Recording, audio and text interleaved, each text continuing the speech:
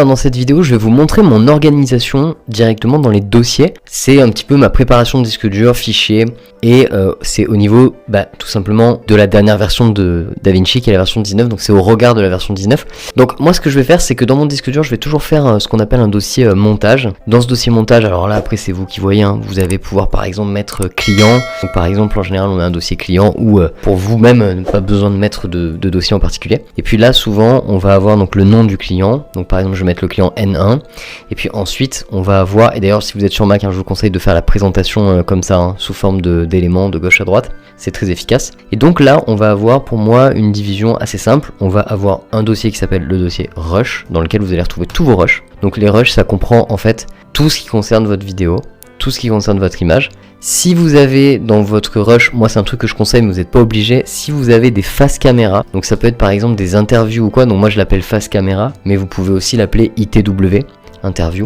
Si vous avez ce genre d'éléments, je vous conseille vivement et très chaudement bien entendu de les marquer de cette façon-là. Ça peut être très utile de les avoir directement plutôt que de les mettre dans Rush. Et auquel cas les Rush c'est un peu vos illustrations. Ensuite on va avoir donc tous les éléments de son, donc ça c'est tout ce qui va être l'enregistrement sonore, les différents sons, donc, par exemple votre son de micro, etc.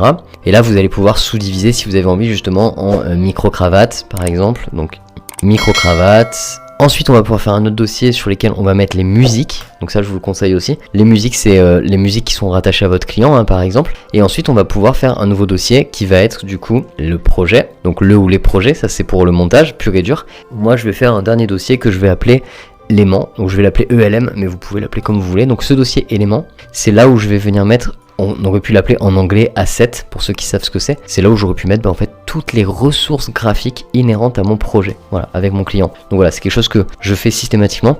Donc ici par exemple ça peut être des motion design pour un client, des choses comme ça. Vous n'êtes pas obligé de le mettre d'ailleurs dans éléments. Si vous avez un client avec énormément de motion design, vous pouvez vraiment mettre une partie MD, donc motion design, sur laquelle vous allez mettre vraiment tous les motions du client. Et dans la partie éléments, tous les autres trucs, donc tous les motions qui sont pas récurrents par exemple. Ça peut être des logos que vous avez déjà utilisés mais qui vont pas être sûrement utilisés, etc. N'hésitez pas vraiment à faire ce que je fais là parce que vous allez voir que ça va nous servir énormément après. Dans le logiciel, je vais vous montrer comment on s'en sert, vous allez voir que c'est très puissant, très intéressant.